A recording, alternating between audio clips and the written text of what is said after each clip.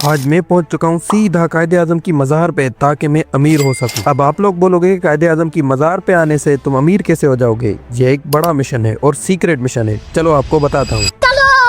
قائد اعظم کی مزار کے برابر میں جو یہ بہت بڑا میوزیم ہے، اس کے اندر سے ہمیں کوئی نہ کوئی قیمتی چیز چرانی ہوگی۔ تو آؤ دیکھتے ہیں کیا میں اپنے اس مشن میں کامیاب ہو پاتا ہوں یا نہیں۔ ابھی مزہ آئے گا نا بھیڑو۔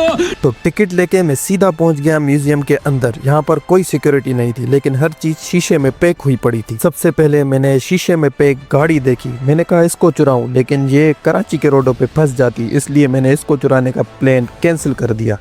اس کے ساتھ ہی ایک بہت ہی پیاری سفید کلر کی گاڑی بھی کھڑی ہوئی تھی۔ میں نے اس بار سوچا کہ اس بار تو اس کو چرانا ہی چاہیے، لیکن پھر میں نے اپنا پلان کینسل کیا کیونکہ مجھے گاڑی چلانا ہی نہیں آتی۔ ساری زندگی بائک چلانے کا نقصان آج مجھے پتہ لگ ہی گیا۔ جب یہاں پر بھی میں ناکام ہوا تو میں نے آگے جانے کا فیصلہ کیا۔ آگے یہاں پر قائد اعظم کا بہت ہی قیمتی سوٹ پڑا ہوا تھا، لیکن یہ میں نے اس لیے نہیں چرایا کیونکہ یہ مجھے پورا نہیں آتا۔ اس کے ساتھ ہی قائد اعظم کا جج والا کوٹ بھی پڑا تھا، اس کو میں نے اس لیے نہیں چرایا کیونکہ یہ پہنتا تو لوگ میرے اوپر ہنستے۔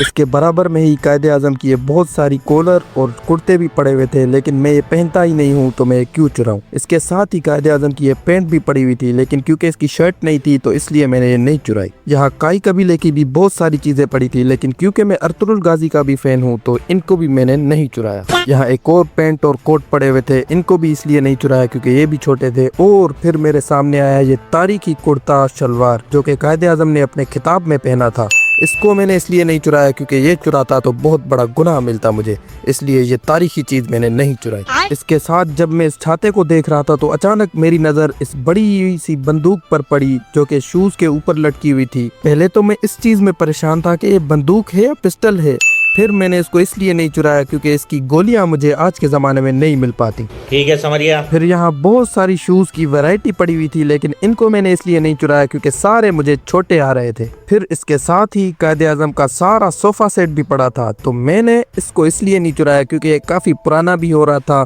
اور اس کو میں اٹھا کیسے پاتا ہے تو بہت وزنی ہوتا۔ پھر یہاں سے آگے چلتے ہوئے میری نظر اس بہت ہی قیمتی ڈنر سیٹ پہ پڑی اور آگے ہی اس کے بہت ہی پیارا ڈائننگ ٹیبل اور اس پر بہت ہی پیاری پلیٹس لگی ہوئی تھی۔ میں نے کہا اگر یہ چرا لیا تو پھر قائد اعظم صاحب کھانا کس چیز میں کھائیں گے، اس لیے میں نے اس کو چرانے کا پلان بھی کینسل کر دیا۔ آگے گیا تو وہاں ایک بہت بڑے بکسے میں چھوٹی چھوٹی چیزیں پڑی ہوئی تھی، یہ کس کام آتی ہیں مجھے تو یہ بھی نہیں پتا تھا۔ ساتھ ہی ایک بکسے میں چھوٹے چھوٹے شو پیس پڑے ہوئے تھے، میں نے کہا ایسے چھوٹی چیز تو نہیں چراؤں گا، بڑا ہاتھ ماروں گا، بہت بڑا ہاتھ۔ یہاں کچھ اسٹیمپس وغیرہ پڑے ہوئے تھے پرانے زمانے کے، اور اس کے ساتھ ہی یہاں کچھ بہت ہی قیمتی کتابیں بھی پڑی ہوئی تھی، لیکن میرا کتابوں سے کیا کام۔ یہاں سے جب میں آگے گیا تو یہاں قائد اعظم کا آفس ڈیسک پڑا ہوا تھا، میں نے کہا اس پہ خزانے کی چابی تو ضرور ہوگی۔ میں نے بہت ڈھونڈا لیکن نہیں ملی، مجھے لگتا ہے میں نے دیر کر دی، مجھ سے پہلے ہی کوئی چرا کر لے گیا۔ پھر مجھے ایک بہت ہی اچھا موقع ملا، یہاں پر یہ ڈنر سیٹ پڑے ہوئے تھے یہ چرانے کا، لیکن جیسے ہی میں چرانے والا تھا تو قائد اعظم صاحب کی یہ جو بہن ہے یہ مجھے گھور گھور کر دیکھ رہی تھی، لگتا ہے ان کو میرے اوپر شک ہو گیا تھا۔ اس سے پہلے کہ یہ میرے پیچھے ڈنڈا لے کر بھاگے، میں نے یہاں سے نکل لینے کا فیصلہ کیا اور میں یہاں سے کٹ دیا۔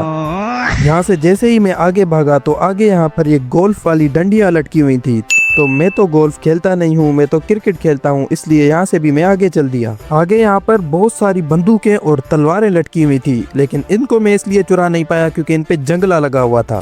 ہر جگہ ناکامی میرا مقدر بن رہی تھی، اس لیے میں سیدھا قائد اعظم کے بیڈ روم میں پہنچ گیا۔ ان کے بیڈ روم میں جیسے ہی میں گیا تو ان کا بیڈ روم بہت ہی پیارا بنا ہوا تھا، ہر چیز جو ہے ترتیب سے لگی ہوئی تھی، تو میں نے سوچا کہ اس کو نہیں چھیڑتے کیونکہ پہلے سے یہاں پر قائد اعظم اور ان کی سیکنڈ وائف بیٹھے ہوئے تھے۔ ان دونوں کو یہاں بیٹھا چھوڑ کر میں جیسے ہی آگے گیا تو یہاں بہت سارے تمغے اور شیلڈز وغیرہ لگی ہوئی تھی، لیکن ان میں سے کچھ بھی میرے کسی کام کا نہیں تھا، اس لیے ان کو بھی میں نے ان کی جگہ پر رہنے دیا اور میں چل دیا آگے۔ وہاں پر چھوٹے چھوٹے پیالے کپ وغیرہ پڑے ہوئے تھے، یہ بھی شو پیس تھے، یہ بھی تھی چھوٹی چیزیں، اور چھوٹی چیزیں تمہیں پتا ہے ہم اٹھاتے ہی نہیں ہیں۔ پھر آگے گئے تو یہاں ہمیں ایک پریمی جوڑا نظر آیا، اس نے ہمارا دل جلایا تو پھر میں چل دیا آگے۔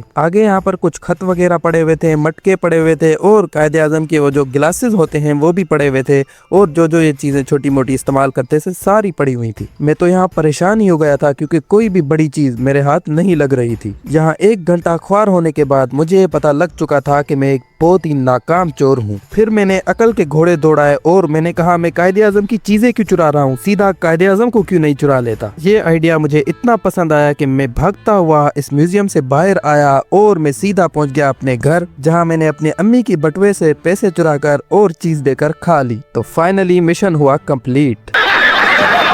सो जोक्स अपार्ट, लेकिन मिशन ये था कि आपको कायदे आजम की मज़ार का जो ये म्यूजियम है ये पूरा विजिट करवाना था। सो होप कि आपको आज की वीडियो पसंद आई होगी। इसके अलावा अगर आपको कराची का शाह अब्दुल लतीफ़ भटाई का मज़ार घूमना है तो जो ये वीडियो आ रही है ऊपर इस पर क्लिक करें। और बाकी मिलता हूँ आपसे अगली वीडियो में। फॉलो, लाइक और कमेंट, शेयर वगैरह सब करके जाना और चैनल को सब्सक्राइब करना। मिलते हैं आपसे अगली वीडियो में। अल्लाह हाफिज़।